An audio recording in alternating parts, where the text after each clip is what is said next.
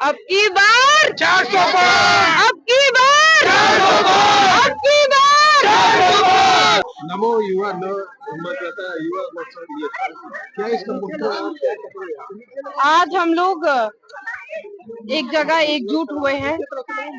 नमो नव मतदाता कार्यक्रम, जिसमें आदरणीय प्रधानमंत्री जी का भाषण सुनने का मौका मिला। टेली कॉन्फ्रेंसिंग के माध्यम से 5,000 से भी ज्यादा स्थानों पर भारत में इस कार्यक्रम को आयोजित किया गया। कार्यक्रम में भारतीय जनता युवा मोर्चा की अहम भूमिका रही। युवा मोर्चा के राष्ट्रीय कार्यकारिणी सदस्य होने के नाते मुझे जमुई में जो जज्बा, जो ऊर्जा आज नव मतदाताओं के बीच में दिखा, वाकई मैं उसको देखकर बहुत खुश हूँ, प्रसन्नित हूँ कि हमारे प्रति, हमारे शीर्ष नेतृत्व यानी कि आदरणीय प्रधानमंत्री नरेंद्र मोदी जी के प्रति लोगों के मन में इतनी अच्छी भावना है, इतना उत्साह है। और निश्चित रूप से आने वाले 2024 के चुनाव में सभी लोग खुल के वोट करेंगे, भारतीय जनता पार्टी के पक्ष में वोट करेंगे। मैडम, ये जननायक कर्पूरी ठाकुर को भारत का अवार्ड दिया गया है। मैं प्रधानमंत्री मोदी जी का, मैं और जमुई वासी और तमाम बिहार वासी सभी उनका तहे दिल से शुक्रिया अदा करते हैं। मुझे लगता है कि it was long due and now that he has been honoured with this award.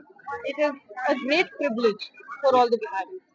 Lalu Prasad का कहना है कि इस बार लोकसभा चुनाव के मद्देनजर दिया गया, ये काम उनको पहले करना चाहिए था, क्योंकि लोकसभा चुनाव नजदीक है। उन्हें वोट की राजनीति को लेके कर्पूरी ठाकुर को बात। देखिए, निश्चित रूप से मुझे लगता है कि लालू जी सिर्फ एक चीज को देख रहे हैं, बाकी चीजों को नहीं देख रहे हैं। मुझे लगता है कि जब से 2014 से भारतीय जनता पार्टी की केंद्र में सरकार बनी है और आदरणीय प्रधानमंत्री मोदी जी प्रधानमंत्री जी की कुर्सी पर बैठे हैं, तब से भारत में चौमुखी विकास का कार्य चल रहा है। चाहे वो सांस्कृतिक धरोहर को मजबूत करना हो, इंफ्रास्ट्रक्चर को मजबूत करना हो, या ऐसे लोग जिनको भारत भूलते जा रहा था, नई पीढ़ी भूलते जा रही थी, उनको एक नई ऊर्जा के साथ लेकर आना, उनको सम्मान देना, उनको अवार्ड देना, ये कार्य पिछले 9 साल से चल रहा है। और राजनीति है तो निश्चित रूप से लोकतंत्र की कुछ व्यवस्था है कि वोट के ऊपर आधारित है। लेकिन क्योंकि लालू जी के मन में है कि उनके वोट उनको नहीं मिलके अब प्रधानमंत्री मोदी जी को मिल रहे हैं, तो इसी तरह से विपक्ष में रहने की वजह से वो ये सब बातें करते हैं। ममता बनर्जी कह दी है कि हम अकेले चुनाव लड़ेंगे बिहार। इंडिया गठबंधन का क्या? देखिए, इंडिया गठबंधन जो INDA अलायंस था, गठबंधन था, ये तो मैं शुरुआत से कहते आ रही हूँ कि नेतृत्वहीन गठबंधन था। ये कभी भी इसका कोई लीडर नहीं था, इसका कोई दिशा नहीं था, कोई निर्देश नहीं था। ये पूरी तरीके से नरेंद्र मोदी जी को और भारतीय जनता पार्टी की सरकार को कमजोर करने के लिए बनाया गया था। और जब चुनाव करीब आ रहा है तो देखिए ये लोग किस तरह से बिखर रहे हैं। जैसा मैंने कहा था कि रावण के भी 10 सर होते हैं, इनके भी 10 सर थे, और रावण का जिस तरह से विनाश हुआ, इनका भी विनाश निश्चित रूप से होगा। बिहार में भी इंडिया अलायंस टूट रहा है। देखिए, बिहार में क्या, भारत में INDA अलायंस टूट रहा है। चाचा के स्वागत करने के लिए कैसे तैयार है?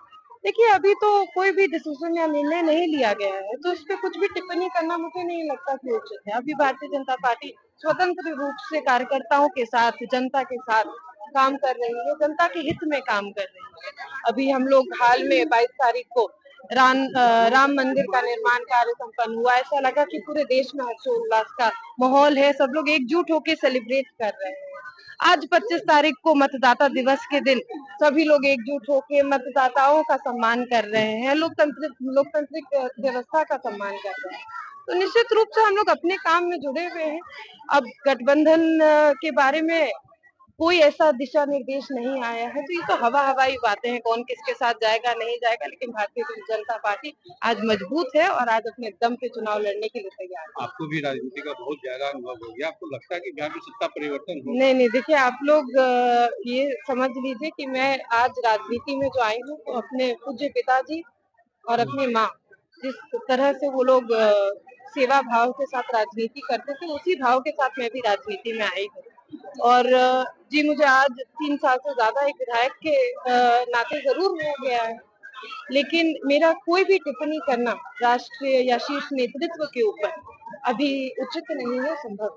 अगर नीतीश जी ऐसा निर्णय देते हैं कि वो एनडीए के साथ जाने का निर्णय लेते हैं, तो फिर इस निर्णय को किस रूप में देखते हैं? देखिए राकेश जी, अगर अगर कोई भी सवाल आप अगर से शुरू करते हैं तो संभावनाएं अनेक हो जाती हैं। मुझे नहीं लगता कि इन संभावनाओं के ऊपर अभी चर्चा करना उचित है।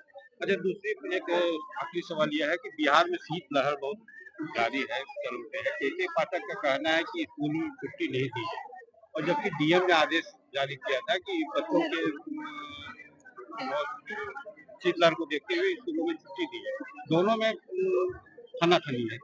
क्या लगता है देखिए, मुझे लगता है कि के पाठक जी जो काम करना चाह रहे थे वो कर नहीं पा रहे हैं। कहीं ना कहीं उनको भी इस राजनीति में खींचा जा रहा है, उनको भी काम करने नहीं दिया जा रहा है। एक पदाधिकारी के रूप में जब वो शिक्षा विभाग का कमान उन्होंने संभाला था तो हम लोग निश्चित रूप से खुश थे और हम लोग चाहते थे कि उस तरह का एजुकेशनल रिफॉर्म जो बिहार को चाहिए वो मिले। लेकिन मुझे लगता है कि सरकार का दबाव है या सरकार स्वयं उनके साथ नहीं है, क्योंकि डीएम का कुछ और कहना और सीनियर सेक्रेटरी का कुछ और कहना, इसका मतलब ये है कि कहीं ना कहीं सरकार आपस में ही एक साथ नहीं है। तो ये जो गठबंधन महागठबंधन की सरकार इस वक्त चल रही है, निश्चित रूप से अपने आप को डुबाने का एक उदाहरण है जो के पाठक जी के रूप में सामने आ रहा है। तो बच्चों छुट्टी लेनी चाहिए या नहीं? नहीं, निश्चित रूप से देखिए, अगर इस तरह की शीतलहरी का मौसम है और बच्चों को कठिनाई हो रही है, फॉग है, सुबह के समय ज्यादा फॉग होता है, बच्चों को स्कूल से छुट्टी जरूर देनी चाहिए। इनफैक्ट ऐसी कुछ व्यवस्था बनानी चाहिए कि ऑनलाइन क्लासेस, जैसे कोविड के माध्यम में हम लोग ने केंद्र स्तर पे देखी थी, उस तरह की ऑनलाइन क्लासेस से बच्चों को शिक्षा रुकनी नहीं चाहिए, लेकिन स्कूल इस वक्त जाना कठिन है। एक अंतिम सवाल का जवाब दे दीजिए कि लोकसभा में इस बार बीजेपी कितना पार? अब की बार 400 पार, अब की बार 400 पार, अब की बार 400 पार।